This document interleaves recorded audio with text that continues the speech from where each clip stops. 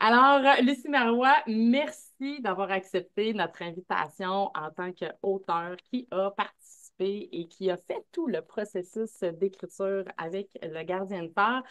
Donc, aujourd'hui, je te reçois parce que je veux en apprendre plus sur comment tu as vécu tout ton processus. Alors, dis-moi, Lucie, avant de commencer, qui étais-tu avant l'écriture de ton livre? Que faisais-tu dans la vie au quotidien? Qui étais-tu? C'est pas mal semblable à ce que je fais depuis, après également. J'ai toujours été dans le monde des communications. D'abord, j'ai fait mes études en communication marketing. Alors, ça veut dire dans la publicité, les relations publiques, organiser des événements. Je suis une fille de Montréal, alors j'ai fait le premier deux tiers de ma carrière, pardon, à Montréal. Dans des grandes entreprises. Puis après, je suis devenue entrepreneur. J'ai parti ma propre petite boîte de, je dis petite parce qu'elle était vraiment petite, en communication à Montréal. Et puis, c'était dans des années où ça bougeait dans cet univers-là beaucoup. Fait que les gros rachetaient les petits. Fait qu'à un moment, moi, je faisais partie des petits. Et puis, bon, je me suis laissé aller à laisser aller l'entreprise que j'avais. Je m'en suis défaite pour faire autre chose. Et je suis devenu entrepreneur dans le domaine touristique. J'ai eu deux auberges à Sutton. Wow! Et en même temps, j'avais commencé à tenter le terrain, à faire des conférences, puisque j'étais dans les relations publiques. Au lieu de présenter les autres, ben, je me présentais puis j'en faisais. Alors, dans les auberges, j'ai deux auberges que j'avais. Il y avait une grande, grande salle et j'ai commencé à faire des rencontres, des présentations, des formations. Et petit à petit, j'ai migré vers le coaching, les formations. Puis, à un moment donné, j'ai marié tout ça, ce bagage-là, un CV assez cossu, dans le fond, là, rempli de plusieurs expériences. Et je me suis mise sérieusement à faire de la formation, des conférences et du coaching. Wow! Très beau parcours. Oui, oui, oui, oui. Ben, tout ça, là, attention, là, ça s'est réparti sur une vingtaine d'années, là, à peu près, là. Quand même. 18-20 ans. Et il est arrivé des choses, il n'y a rien qui arrive pour rien, c'est pas un cliché, c'est donc vrai, hein? C'est donc vrai. Absolument. J'ai eu un sérieux épisode de maladie qui m'a fait mettre le genou à terre pendant un bout de temps. Ça s'appelle une invalidité longue durée, ça. Tu sais. Et c'est là que tu réfléchis, que j'ai réfléchi. OK, je m'en vais où maintenant? J'avais suffisamment de bagages derrière la cravate pour avoir de quoi réfléchir, puis avoir de la matière à faire des choix. Et cette invalidité longue durée a été provoquée, entre autres, par une chirurgie intracrânienne. Ouais, c'est ça. On m'a enlevé, ce qui maintenant, je l'appelle mon diamant, mais sur le coup, j'appelais pas ça un diamant papantou, n'est-ce pas? Ça s'appelait une tumeur dans les méninges, une tumeur bénigne, mais quand même, elle est juste comme pas bien placée.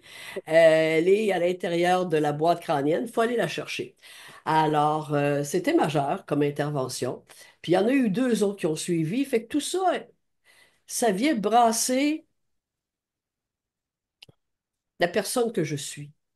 Tu te dis, voyons, t'es un peu là. Je fais tout ce qu'il faut pour me construire une vie comme je la souhaite, une réussite, etc. Puis pouf, un coup de barre.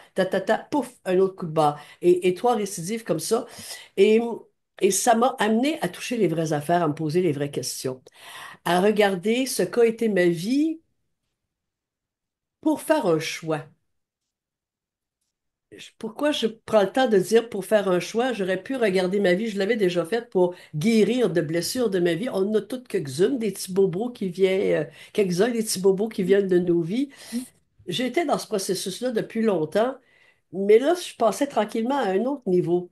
Je le regardais comme un film je regardais ce que j'avais vécu comme un film, puis je regardais les choix que j'avais faits de carrière, de clients, de relations, de tout. Je te dirais pas objectivement, je n'ai jamais été capable d'être objective en regardant ma vie, là.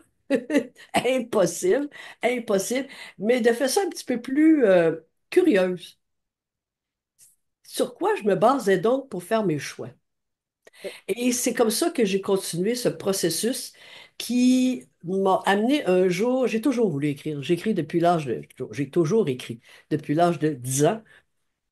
Des pages et des pages et des pages et des pages. J'ai suivi des ateliers d'écriture avec des gens célèbres. J'ai des gens célèbres qui ont lu certains de mes textes qui m'ont encouragé à l'écriture, puis je ne l'ai jamais faite. Je l'ai jamais. J'ai pas suivi. C'est écrit dans mon livre. J'en parle, j'en parle, j'en parle. Est-ce que je peux oser demander pourquoi tu n'avais jamais osé?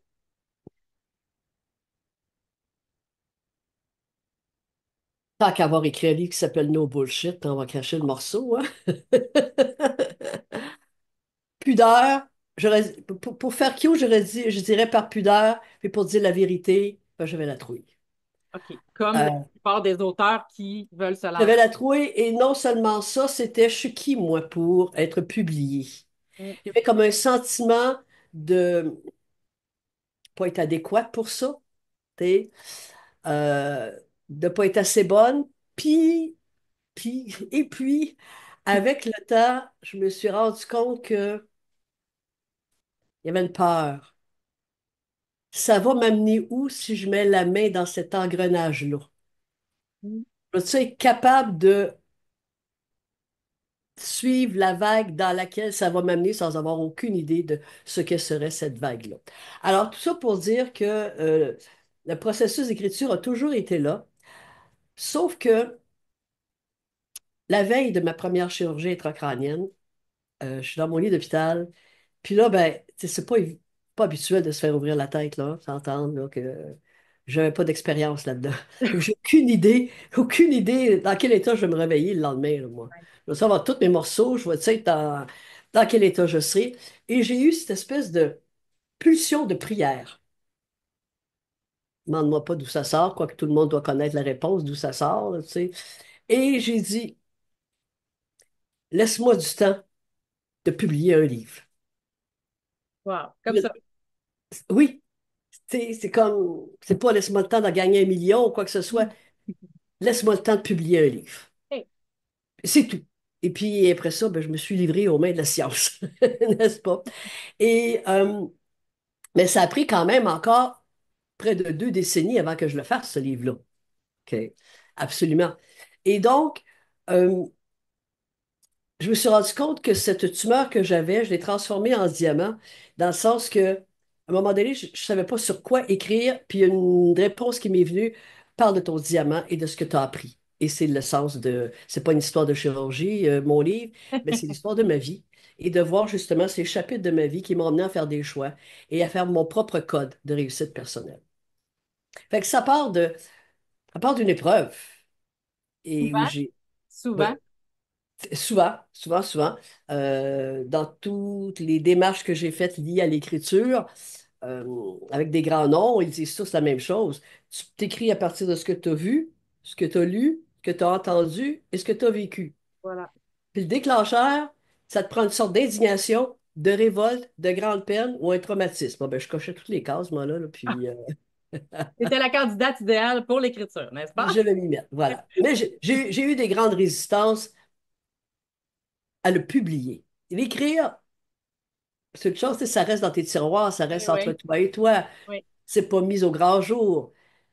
Mais c'est là que l'éditeur est arrivé pour éplucher mes résistances à le publier. Et parlant d'éplucher les résistances, j'ai eu quand même une petite conversation avec Jérémy de votre première rencontre qui était un appel téléphonique. Ouais, Et ouais. j'aimerais ça que tu me parles un peu de cette première rencontre téléphonique-là. Et là, je deviens ému, Regardez là. ça. Je sais pas si la caméra est peut-être trop loin, là, mais là, j'ai les larmes aux yeux, là, un peu, là. Ça a été extrêmement puissant, réconfortant, dérangeant et point. Je lui ai dit à la suite de cette rencontre-là, en, en 10 minutes, t'es le seul homme, puis on était au téléphone. Téléphone. On ne s'était jamais vu, fait qu'on ne s'est pas plus vu au téléphone. Il m'a parlé 10 minutes et il a réussi à me déshabiller tout nu en 10 minutes Wow. avec cette question. J'ai fait, c'est qui ça? C'est qui ça? Je répondais assez spontanément. Première question, deuxième question, troisième question. Puis la quatrième, ça a commencé à prendre un petit peu plus de temps OK. à sortir et à sortir pour arriver à toucher ce qui était sans doute ma plus grande résistance à publier. OK. À publier. Alors, puis une fois qu'il m'a mis tout nu, ben qu'est-ce qui te reste une fois que tu es tout nu? Il te reste plus rien, t'en as plus d'arguments. Alors, vas-y. C'est ce qui, je crois, fait en sorte que tu as continué justement avec Jérémy parce que le lien s'est créé en 10 minutes. Oui. Jérémy a cette capacité, puis étant donné que je suis coach, je reconnais les gens qui ont des antennes tout le tour du corps aussi, là, tu sais, là. Euh, Jérémy a une capacité, un talent, un don, peu importe, mais il est capable de ressentir une personne. Ça peut pas être autre chose. On est au téléphone à ce moment-là. Je ne peux pas dire qu'il voit mon non-verbal. Il n'en a aucune idée de mon non-verbal. C'est- Alors, de ressentir pour, après ça, parler sans détour. Peut-être qu'il prend des détours avec d'autres personnes, mais je n'ai pas eu ce privilège-là. Moi, il est rentré pif, droit de fond. Ça, moi, j'ai pas connu le gars qui fait des fioritures, n'est-ce pas? Je sais pas s'il en fait parfois. Pas vraiment. Euh, ouais, c'est ça. J'ai aimé le don de ressentir les gens et d'être capable d'évaluer assez rapidement par où passer pour faire réagir la personne. OK? Et je choisis mes mots en disant ça. Il n'est pas là pour faire un diagnostic psychologique, là. C'est pas un diagnostic qu'il fait. T'es pas chez un psychologue, t'es pas chez un médecin, t'es pas chez rien du tout. T'es chez un gars qui a un bagage d'homme d'affaires, d'entreprise, puis tu dis, là, d'un coup, il se met à jouer à l'éditeur, lui, puis à rentrer dans le moi pour me faire écrire. Qu'est-ce qu'il a mangé un matin entre les deux carrières? T'sais. Alors, probablement que, probablement, parce que ça ne s'invente pas, ce talent-là, il devait être comme ça en affaires également, mais il a cette capacité à saisir où ça bloque, pourquoi ça bloque. Ça, c'est le psy qui s'occupe de ça, là, t'sais. Mais où ça bloque, c'est où ça bloque et mettre la clé dans la bonne serrure pour que ça débloque. Oui, c'est vraiment un talent. En effet, c'est un talent qu'il a, puis avec tout le monde, je crois. Dis-moi, Lucie, dans tout ce processus-là, avant que tu arrives au lancement de ton livre, là, qu'est-ce qui s'est transformé le plus en toi? Qu'est-ce qui a changé à partir du moment où tu as serré la main à Jérémy et tu as dit, let's go, on part ensemble, puis jusqu'à ton lancement, qu'est-ce qui s'est profondément transformé en toi dans l'écriture? Par l'écriture ou après la publication? Par le processus d'écriture. Écoute, le livre s'appelle No Bullshit, n'est-ce pas? Alors, le titre dit tout. OK? Donc, à partir du moment où le titre a été choisi, qu'est-ce que j'ai vécu? Comment ça m'a transformé le processus d'écriture? C'est que je me suis dit, tant qu'à avoir un titre qui s'appelle No Bullshit, je ne peux pas me permettre, dans ma conscience et éthiquement pour les lecteurs, de raconter de la bullshit. En effet. Ça m'a confronté à l'obligation d'authenticité totale. Et là, ça, je venais pour, peut-être pas écrire, mais quand je préparais mon plan, ou en tout cas, on appelait ça un peu les anecdotes que j'allais présenter, des fois, j'avais tendance à mettre un peu de fiction là-dedans. Je disais, non, non, non, ça, c'est pas ça qui s'est passé. C'est pas ça que j'ai vécu. C'est pas comme ça que je l'ai ressenti. Donc, ça m'a amené à être endosser totalement ce que j'ai vécu et surtout comment je l'ai vécu. Parce que la plupart, toutes les choses qui me sont arrivées, c'est arrivé par d'autres personnes, d'autres situations, mais comment je les ai vécues? Où est-ce que ça m'a amené? Et ça m'a amené à être très vrai. Or, je suis une fille qui parle de leadership depuis à peu près 25 ans, avec des entrepreneurs, des travailleurs autonomes dans les entreprises et tout. Puis je dis toujours que la première qualité d'un leader, c'est d'être vrai, et d'être authentique. Regarde, il fallait vraiment que les bottines suivent les babines, là, ce coup-ci. C'était plus de l'enseignement que je faisais. Je me le devais à moi-même. Et ça m'a permis d'endosser mon histoire pour finalement en être fier. Fier de ce que j'ai fait avec mon histoire. Fière de comment mon histoire m'a amené, qu'est-ce qu'elle m'a amené dans le positif et non pas dans le négatif, les drames, les larmes, les burn-out, les dépressions, etc. C'est pas un livre où je fais ma thérapie. Absolument pas. Ça avait tout été fait, mais ça m'a amené à regarder avec un œil bienveillant mon histoire, mon parcours pour me dire, hey, je suis encore sur mes deux pattes aujourd'hui, chapeau, bonne fille. Tu sais. C'est tout. Puis sans me péter les bretelles pour autant, mais de découvrir finalement que, puisque je fais de la formation et que j'ai suivi beaucoup de formations, mon vécu, ma parole vaut les livres que j'ai appris et les paroles des autres pour les enseigner. Absolument, absolument. Puis dis-moi, dans, tu sais, te dire, j'avais peur de publier, puis est-ce que ça a été ça ton plus grand défi de peser sur le piton pour faire, OK, on envoie ça à l'impression, on est prêt? Est-ce que ça a été ça ton plus grand défi? Oui, oui, oui. Qu'est-ce que les gens vont dire? De quoi je vais avoir l'air?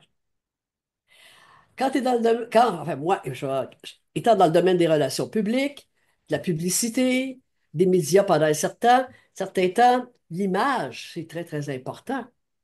Tu sais. Ensuite, je fais du coaching, je fais de la formation. Tu es supposé à détenir quelque chose que l'autre n'a peut-être pas ou qu'il est en train d'apprendre. Puis là, je me dis, mais qu'est-ce que les gens vont dire quand ils vont voir que je suis pas si extraordinaire que ça, là, tu sais? Alors, c'est même dur de te l'avouer là, que je sais pas qui est-ce qui va entendre ça, cette entrevue-là, mais c'était mon image. Et d'autant plus, Julie, que le jour du lancement, il est venu quand même une bonne soixantaine de personnes. J'étais très, très contente de ça. On remet le livre aux gens à leur arrivée. Parfait, le livre est là. Il n'a pas encore été ouvert par quelqu'un. Et je suis là devant au micro avec Jérémy à mes côtés. Puis là, ce sont mes clients qui sont dans la salle. La majorité des gens qui étaient là sont mes clients ou mes collègues. Et là, ils avaient tous le livre ouvert. Puis j'étais comme, ah! Là, il est en train de lire tel passage. Et c'est ça la partie qui est devenue confrontante. Est-ce que, juste avant d'accepter que, OK, là, on envoie ça à l'impression, là, est-ce que ça t'a donné le goût d'abandonner le projet? T'as-tu le goût de te sauver, prendre tes jambes à ton cou puis de laisser tomber ou t'étais tellement rendu loin que tu t'es dit non, là, on est rendu, fait d'arriver, pas de niaisage, on y va.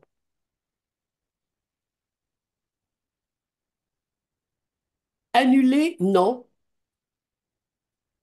Mais un petit temps d'arrêt pour mesurer l'ampleur de ce que j'étais en train de faire, oui. OK. Donc, une petite pause. Oui, il y a eu une pause parce que là, je comprenais que le train partait puis je ne pouvais pas l'arrêter. Je ne pouvais pas l'arrêter. Et je ne l'aurais pas arrêté à cause d'un engagement très, très personnel face à ma fille. OK. Tu sais comment est-ce qu'on est, hein, quand on est parent, là. Ma fille savait que j'allais faire un livre, savait sur quoi il allait porter et j'avais envie de compléter le processus complètement, de le compléter, pas arrêter ça comme ça à la fin. Wow. Alors, pour honorer ce qu'elle voyait en moi pour écrire ce livre-là. Yes. Dis-moi, est-ce que dans, autant dans le processus d'écriture que dans le lancement et après ça, les rencontres avec les gens, les conférences, as-tu pour moi une petite anecdote cocasse ou quelque chose d'amusant qui s'est passé soit dans une conférence, soit pendant ton processus ou même à ton lancement qui t'a fait sourire dans, c'est ça, qui t'a fait sourire finalement là, ou qui t'a fait rire ou que un malaise peut-être qui s'est produit par Un rapport à malaise, ou un il n'y a rien malaise. comme, il y a rien comme Jérémy pour provoquer des malaises. Il n'y a personne comme lui. Au lancement, je vais être incomplète un peu dans mon histoire parce qu'il y a des petits bouts que j'ai oubliés, je pense bien volontairement. Euh, au lancement, bon, j'avais tout préparé, mon blabla, hein, j'étais tout scripté, mon affaire. J'avais répété l'image, hein, la fille des relations publiques, fille de conférence, etc. Puis lui, ben, est arrivé pour faire une partie un petit peu plus conversation, hein, question-réponse.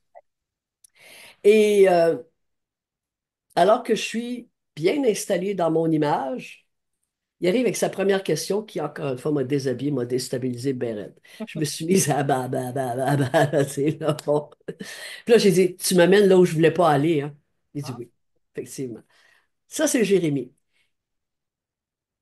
Mais c'est tellement là où il faut aller, dans ce qu'on n'a pas envie de nommer. C'est là qu'il faut aller pour écrire, je pense. Je suis Il d'accord. faut... Sinon, on va faire des articles de journaux, on va écrire dans un magazine, on va faire je sais pas, là, plein d'autres choses, plein d'autres formes d'écriture qui existent, là. Ouais. Mais pour se raconter, pour faire un mémoire, un récit personnel, il faut aller au centre. Complètement. Et j'étais encore en train de tourner autour du pot au lancement. Et puis, Jérémy est arrivé avec sa casquette, là, tu sais, là, puis moi, j'étais toute tunopée, là, ouais, donc. Et il me sort avec la question qui tue carrément. Et j'ai été complètement déstabilisé. Et à partir de là, le reste de ma présentation, j'avais plus de texte devant moi. Je suis allé ad lib. Ça a sorti comme ça a sorti. Alors, il déclenche l'authenticité. Il déclenche En l'authenticité. effet. Puis, si aujourd'hui je prenais ton livre, parce qu'en toute honnêteté, on en a tellement que j'ai pas eu le temps de passer à travers de tous les livres qu'on a dans la maison d'édition. Si je prenais ton livre, là, Lucie, puis que je le lisais, puis que je le fermais après, qu'est-ce que j'en retire comme leçon de vie et quel changement tu voudrais que ça opère dans ma vie? C'est une grosse question. Une grosse question. C'est une grosse, grosse question parce que là, c'est comment il est reçu, le livre, là. C'est plus moi, là. C'est comment Mm, le lecteur le mm. reçoit. Fait que je vais te répondre à partir de commentaires que j'ai reçus, donc de leurs mots. Là, je vais piger dans ma mémoire vite, vite. D'abord, une personne qui a lu mon livre, qui elle-même a déjà publié un livre, une amie très profonde pour moi, elle vient de prendre sa retraite, mais elle était enseignante de français au pénitencier de femmes à Joliette. Et elle a mis mon livre à la bibliothèque du pénitencier. Et ouais, mon livre, il est en prison. T'sais. Là, je ne sais plus s'il est encore en prison, mais elle l'a remis plus particulièrement, elle l'a remis à une détenue qui s'apprêtait à être libérée, à sortir dans les semaines qui viennent. Puis elle lui a dit, lis ça, ça va t'aider dehors. Ça m'a tellement... Je ne sais pas qu'est-ce qu'elle a vu, elle, là-dedans, là. OK. Elle a vu, évidemment, l'histoire d'une fille qui en a bavé, puis je suppose que quand tu es en tôle, c'est parce que tu en as bavé aussi, n'est-ce pas, là? Alors, qu'il y a eu cette connexion-là de fait entre mes mots, mon histoire et une détenue qui allait être libérée, ça m'a beaucoup bouleversé, ça m'a beaucoup touché. J'ai quelqu'un d'autre aussi que je respecte énormément et qui est cité à la fin de mon livre dans les remerciements, qui a eu une belle façon de dire qu'il n'avait jamais vu quelqu'un qui a pris la caméra et l'a tournée vers elle-même. Hein. Wow. Qu'on n'a pas cette habitude. D'habitude, on prend la caméra pour la tourner vers les autres, hein? Hein. Mais là, de prendre la caméra et de la tourner vers moi-même pour être consciente de ce que je vis, de comment je le vis et de ce que j'en fais. C'était une tout récemment, au retour des vacances de Noël, je découvre un courriel d'une personne qui l'a lu, me disant que ça l'avait aidé énormément à passer à travers une période de transition dans laquelle elle est en ce moment. OK. Le mot qui revient, c'est le mot touchant. C'est touchant, avec tous ces synonymes, là, avec tous Absolument. les autres mots qui peuvent dire la même chose, là. C'est touchant, ça me parle, c'est vrai. Alors, bon, ceux qui n'ont pas aimé m'ont pas écrit. Alors, je peux pas faire tu sais, je peux pas Mais faire la balance des choses, là, j'en sais ouais, rien. ouais. Mais ça tourne autour de ça, OK. d'être touché. Il y a une psychologue qui m'a dit qu'il l'a lu et elle m'a dit c'est touchant. Et c'était pas nécessairement des gens dans ton public cible, là, que ce soit quelqu'un qui était en prison, que ce soit un psychologue ou que c'était pas nécessairement le public cible, puis ça l'a quand Non, même touché ces gens-là. parce qu'il voyage, le livre, hein? Absolument. Il voyage. J'ai jamais pensé, moi, que quand il est tombé dans les mains de ma copine, qu'elle, elle l'amènerait au travail pour le faire lire à quelqu'un d'autre. Et son travail, c'est la prison. Quand même. Oui, et la psychologue, d'ailleurs, qui m'a donné son impression en disant c'est très, très touchant, m'a demandé est-ce que tu me permets de te passer ton livre à telle personne? Donc, s'il y en a qui ont envie de le faire lire à d'autres, c'est qu'il apporte certainement quelque chose. Ben, certainement que oui. Autrement, on le ferait pas. Hein? Oui. Le quoi exactement, qu'est-ce qu'il apporte? Ben, il faudrait peut-être que j'aie plus que je fasse un petit peu plus de recherche dans les courriels que j'ai pu recevoir, mais dans tous les cas, c'est les gens sont touchés. Les gens voient que on peut vivre des grands, oui, des grandes épreuves, on va dire des grands moments, là, Oui, euh, et on peut être conscient quand même pendant qu'on les vit, tout à et fait. de là faire des choix. Mm, tout Qu'est-ce à que fait. je fais avec ça? Tout à fait. Si aujourd'hui, je me présentais à toi, Lucie, puis je te disais, hey, moi, j'ai le goût d'écrire un livre, là, mais j'ai trop peur, j'ai peur de me faire juger, ça ne marchera pas mon affaire. Qu'est-ce que tu me dirais pour me donner le coup de pied dans le derrière que ça me prend pour, pour me lancer dans le processus d'écriture et d'édition? La réponse est cliché, mais tellement fameux pourquoi. Le fameux pourquoi. Le fameux pourquoi. Pourquoi tu veux l'écrire? Ouais, Pourquoi tu veux l'écrire? Pourquoi? On parle même pas de publication. Commence par l'écrire. ouais, Hein. Moi, ouais. je simulais des entrevues et tout le monde en parle, je n'avais pas encore écrit une ligne, tu sais. Qu'est-ce que je vais répondre à telle question? Wow, là! J'avais même pas abattu le mur de mes résistances pour écrire une ligne de ce livre-là, j'entends. Alors donc, pourquoi? Et moi, ma réponse, c'était aussi simple que de dire pour dire. J'ai envie de dire ce qui a été. J'ai envie de dire. C'était pas pour régler des comptes, c'était pas pour rien, c'était pas pour devenir célèbre. J'ai juste envie de dire. Même pas pour me défouler, pour me libérer, parce que ça avait déjà été fait, tout ce processus-là. Mais pour accuser réception de ce que j'ai vécu, pour mettre ça sur papier. Et d'ailleurs, la première version de mon manuscrit, aussitôt que la version finale a été terminée, les deux premières versions, je me suis empressée, c'était à l'été, avant la publication, d'aller les brûler. Allez les brûler. Je pense que ça m'a fait plus trembloter d'aller brûler les premières versions de mon manuscrit dans le foyer dehors. Je trouve que ça a fait une boucane du diable, cette affaire-là. Tu sais, puis c'est ça, ça partait en boucane. Yes. Tu sais. Pas dans le but de renier, pas dans le but d'oublier. Je peux pas l'oublier, il est ici maintenant. Tu sais. Absolument. La meilleure version est ici. La meilleure version. OK, ça nous rassure quand même. Oui, oui, oui, oui. La meilleure version. Alors, pourquoi tu veux écrire? Pourquoi? Parce que tu es révolté, parce que je connais des blogueurs qui écrivent des blogs super le fun, intéressants, mais parce qu'ils sont révoltés, c'est une forme de dénonciation qu'ils veulent faire. Ton pourquoi si est clair,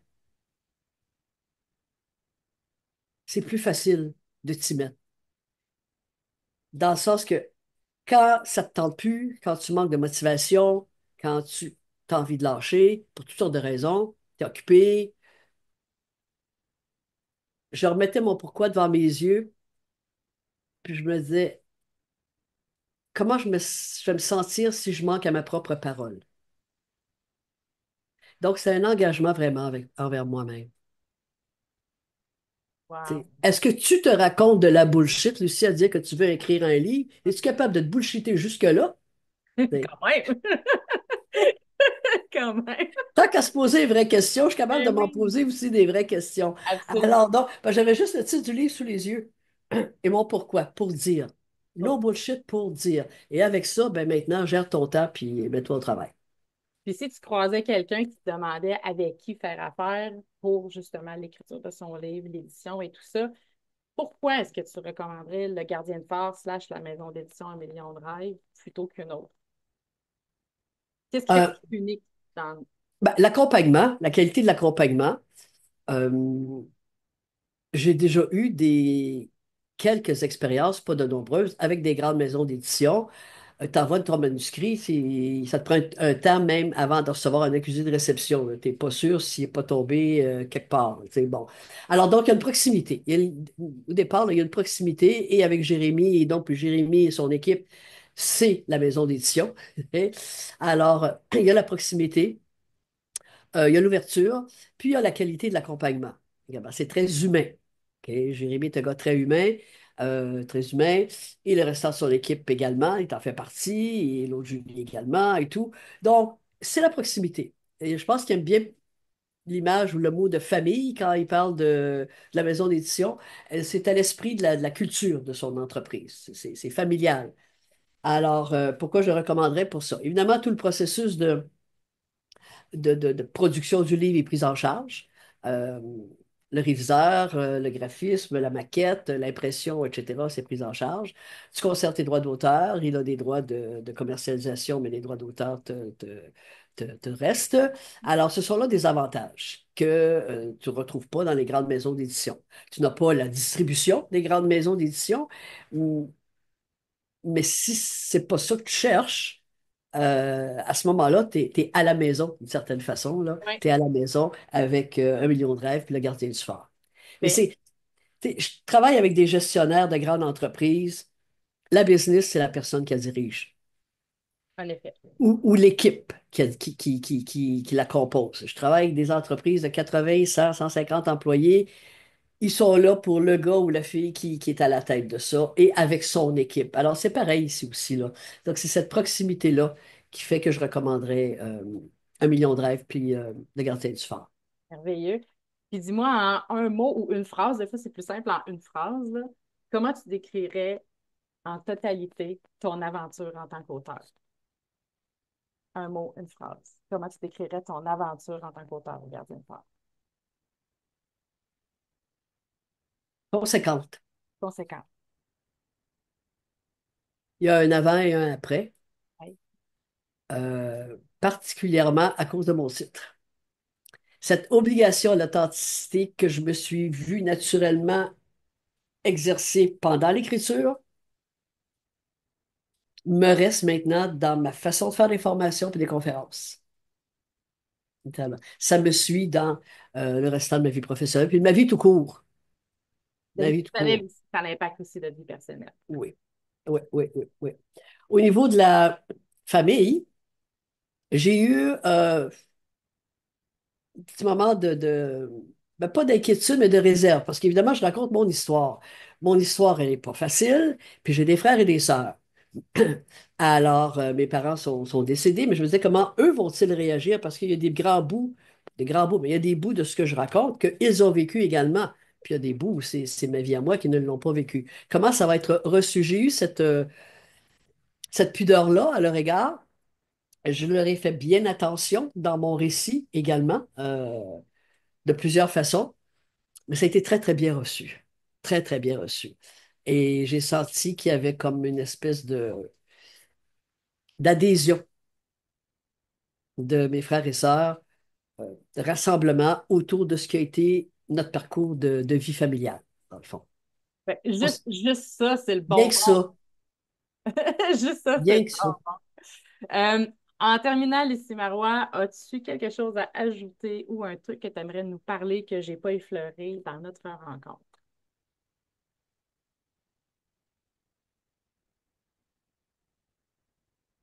La valeur inestimable de l'expression. Si j'avais, pas si j'avais, je donne un paquet de conseils dans ma job. Exprimez-vous. Parlez, écrivez, chantez, composez de la musique, n'importe quoi, la valeur de l'expression. Ça a toujours été, et je trouve que c'est encore plus nécessaire dans cette société qu'on vit actuellement, où l'anxiété nous pousse à chaque coin de rue pour toutes sortes de raisons, n'est-ce pas?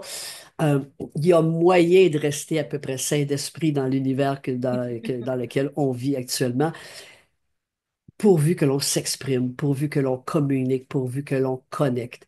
Et tous les moyens sont bons. Les mots sont parmi les meilleurs, les notes de musique également. La couleur, la peinture, le dessin, peu importe, mais s'exprimer est essentiel aujourd'hui. Ici, en plus, l'écriture, c'est une expression, un moyen d'expression très solo. Faire du théâtre, tu es en répétition, tu es avec d'autres mondes, etc. Mais l'écriture, c'est très, très solo. Alors, si on peut trouver une façon, et ça aussi, c'est un avantage avec Gardien du Phare et Million de rêves, ces rencontres, comme tu le fais actuellement, où on est plusieurs auteurs ensemble, pour briser cette solitude-là de la démarche d'écriture, ça vaut de l'or, absolument. Mais exprimons-nous. Merci, merci tellement, Lucie Marois, d'avoir participé à cette entrevue et de t'être ouverte à moi, finalement, parce qu'on se connaît sans se connaître, hein. Alors, merci de cette authenticité-là qui est le reflet parfait de ton livre, No Bullshit. Alors,